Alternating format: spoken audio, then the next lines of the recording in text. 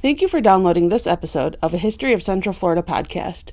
This is the podcast where we explore Central Florida's history through the artifacts found in local area museums and historical societies.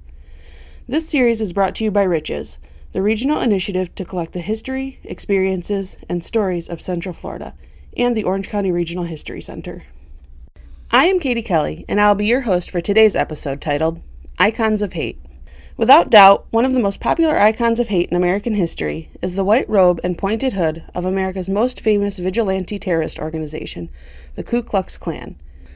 From its founding, the Klan promoted tradition and ritual, incorporating symbols and imagery into their ceremonies and activities. The history of the Ku Klux Klan goes back nearly 150 years to the days of Reconstruction. Immediately following the end of the Civil War, the South was experiencing great political unrest and economic devastation. At the time, many conservative white Southerners were shocked to find African Americans voting, owning farms and businesses, as well as enjoying the rights of citizenship so soon after slavery. In reaction to these social changes, sprang one of America's most enduring and prolific hate organizations. We spoke with Michael Newton, author of The Invisible Empire, the Ku Klux Klan in Florida, and he told us about the transformation of the Klan from the 1870s, when it died out, to the 1910s, when it reemerged. It has been part of the American racial landscape since. The original Ku Klux Klan of the Reconstruction era was basically a paramilitary resistance movement against so-called radical Reconstruction, aligned with the Democratic Party of the South at that time, or as they called themselves, capital C conservatives. And in their terms, it eventually redeemed the South for white home rule. The so-called reborn Klan of the 1920s actually came into being in 1915 at the same time that D.W. Griffith released his film, The Birth of a Nation, based on several racist novels written much earlier in the century. And a defrocked minister in Atlanta, Georgia, named William Joseph Simmons, was hit by this idea that he could revive the Klan primarily as a patriotic and fraternal order and, incidentally, make a financial killing. The 20th century Klan ended up going nationwide. It was affiliated with both political parties, primarily Democrats in the South and Republicans in the North. It was, to a large extent, a fraternal organization. Pretty soon went into politics, so that various individuals who wanted to run for office found in certain states with large Klan concentrations that it was to their benefit to join, and they included various governors, congressmen, U.S. senators, and allegedly at least a couple of future presidents. Whereas the original Klan was primarily rural and made up of Confederate veterans, the modern Klan cut across all social lines and included what were then called the best people of the South, including many professional individuals, doctors, politicians, lawyers, and hundreds of Protestant ministers. This new Klan was much different than the original because it was a national movement, with people forming chapters not only in southern communities, but outside of the South in places such as New York City and Indiana, while the Chicago chapter bragged that it had the largest Klan membership of any metropolitan city at 50,000 members. What makes this iteration of the Klan important and different is that it was an urban and national phenomenon, brought on like the original Klan due to the changing role of African Americans who came back from World War I and publicly confronting the racism they found in America's large cities. In Florida, the Klan's state charter was headquartered in Orlando, and they wielded significant political influence. We are looking at two items. The first is a white robe with pointed hood, which is the iconic uniform of the Ku Klux Klan and is immediately recognizable to most Americans. The second item is a booklet entitled Ritual and Manual of Meetings and Ceremonies that would have served as the handbook for Klan gatherings. Here is what Michael Newton told us about the robe uniform's likely origin and meaning.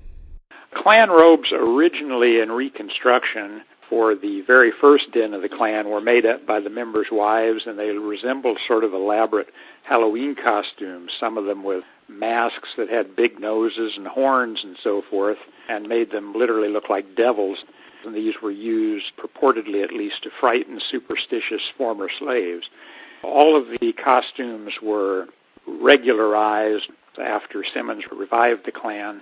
They had, of course, the white hood and robe with a little cape around the shoulders, which were for the rank and file members, and then as you graduated in rank, different colors of robes would be assigned, so that the imperial wizard at the top of the heap normally wore purple, being considered a royal color. The grand dragon usually wore a red robe. The chaplains would wear black, and so forth. They were adorned usually with Confederate flag appliques, sometimes on the sleeves or shoulders. The main symbol of the Klan was a circle sewn on the chest. Sometimes they wore two, with a cross in the center, symbolizing, of course, Christianity as they perceived it, and then a little triangle over the cross containing a symbolized drop of blood. Following World War II, Black Americans returned home with renewed ambitions to gain equal rights. It is from this era that our second object, the booklet, was produced. Here is what Newton told us about the function and purpose of this kind of Klan literature. The original document for the National Klan spelled out who could belong, basic rules for dividing up the empire. States were realms, congressional districts were dominions, and so forth, the election of officers. But at the state level, also the Grand Dragon often operated a publishing house that could issue booklets on various rules and regulations to the individual claverns. Could be, again, anything from the duties of local officers to various rules that might get a Klansman expelled or forced to pay a fine for some perceived misbehavior. And the publication of the literature was actually, to some extent, a money-making scheme, because Klansmen were also urged or ordered to subscribe to the various Klan newspapers and to purchase these little rule booklets along with their robes and flags and various other paraphernalia. All of the money made its way back to the state headquarters, and then eventually a share went to Atlanta. While the leaders and spokesmen of the Klan claimed that violence was not sanctioned by the organization, there was undoubtedly a conflict between endorsed activity and practiced activity, as Michael Newton tells us. Although they denied any violent intent, there were, of course, frequent displays of weapons and so forth at Klan rallies. The Imperial Wizard, in theory at least, ran the whole show nationwide, with Grand Dragons in charge of each state who supposedly took orders from him and then administered the lower levels, although there was conflict often between the Grand Dragons and the Wizard, and some would defect and form their own clans or sometimes just steal the local treasury and head for the hills. There was always an effort to impose discipline from above, but at the grassroots, often there was sort of anarchy going on. The claverns would organize what they called wrecking crews to carry out floggings and so forth, and sometimes these individuals would just get drunk and go off on a tear and do whatever suited them. In Central Florida, these so-called wrecking crews were very busy in the late 1940s and early 1950s. Crimes attributed to these renegade Klansmen during these years include battery and other acts of intimidation against black voters, numerous floggings, and several murders. The perpetrators of these crimes were rarely brought to justice, due in large part to the Klan's political influence in the area. Here is Ben Green, author of Before His Time, The Untold Story of Harry T. Moore. I don't think people today have any idea how strong the Klan was in Florida. We think of Mississippi or Alabama or Georgia or something, other states as being Klan strongholds, but Ku Klux Klan pretty much ran Central Florida in the 1940s and early 50s. Elected officials, the sheriff of Orange County, city commissioners, mayors, doctors, lawyers, they were all members of the Klan. And they had really a stranglehold on Central Florida in particular. One of the most significant events suspected to be the work of the Ku Klux Klan of Central Florida is the assassination of civil rights activist Harry T. Moore.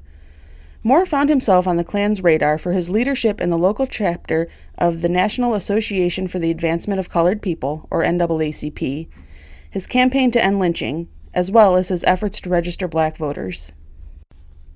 On December 25, 1951, investigators believe Klan members exploded a bomb under the bedroom of his Mims, Florida home that resulted in the death of both Moore and his wife Harriette. This made them the first civil rights leaders assassinated during the modern era. The assassinations of Medgar Evers and Martin Luther King Jr. would follow over a decade later. Sadly, Moore's murderers were never brought to justice. It was not until recently that investigations into their assassinations were made public. Once again, Ben Green. Harry T. Moore was challenging the Klan head on. He was investigating beatings and lynchings and atrocities that they had committed. And my view is that he was killed by the Ku Klux Klan, even though I also believe it wasn't just a solitary act of Klan violence. I think they were really the hitmen for larger interests that wanted Harry T. Moore gone because of the blacks he was registering to vote. But I do believe that the Klan were the ones who actually carried out the murder. There was a Christmas picnic of the Klan at Lake Jessup, just 20 miles away outside Sanford. There were indications that the Klan had been casing his house prior to the bombing, and there were a lot of accusations afterwards about particular Klansmen that may have done it. The problem is no one has ever been able to identify exactly who did it because there's a sort of an oath of secrecy and silence around Klan hit operations like that. But I have no doubt that the Ku Klux Klan was responsible for the murder of Harry T. Moore. In 1952, Harry Moore was posthumously awarded the NAACP's highest honor, the Spingarn Medal, which is on display at the Harry and Harriette Moore Memorial Park in Mims, Florida. And the poet Langston Hughes memorialized him in his poem, The Ballad of Harry Moore. A horrific act by a terrorist organization could not silence the brave work of Moore and his wife, because their legacy lives on. Langston Hughes, in his poem, reminds us of this. It seems that I hear Harry Moore. From the earth his voice cries. No bomb can kill the dreams I hold, for freedom never dies. So should you see our Harry Moore walking on a Christmas night, don't run and hide, you killers, he has no dynamite. In his heart is only love for all the human race, and all he wants is for every man to have his rightful place. And this he says, our Harry Moore, as from the grave he cries, no bomb can kill the dreams I hold, for freedom never dies. If you would like to see these and other artifacts that tell the history of Central Florida, you can visit the Orange County Regional History Center, located at 65 East Central Boulevard, Orlando, Florida, 32801, and the Harry and Harriette Moore Memorial Park at 2180 Freedom Avenue, Mims, Florida, 32754. Make sure to join us for our next episode, Recorded Music.